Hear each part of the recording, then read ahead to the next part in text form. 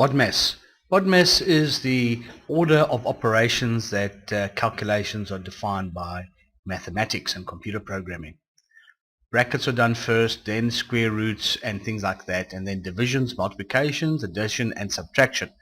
Excel also uses this order for calculations. When we go into a cell like A3 and we create a formula that's equals 8 plus 7 minus 5 divided by 2, it gives a result of 12.5, which is actually incorrect. The answer should be 5.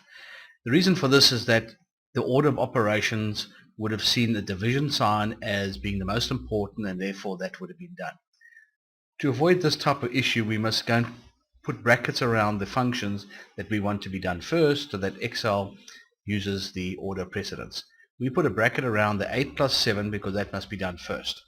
Then we put another bracket around the 5 and in front of the 8 to say once you've finished with the 8 plus 7, it's 10, you will subtract the 5, and then we still close off the last ones to ensure that there are no BODMAS issues when we go to another cell. You'll notice that there's an equal amount of left and right brackets. This is important.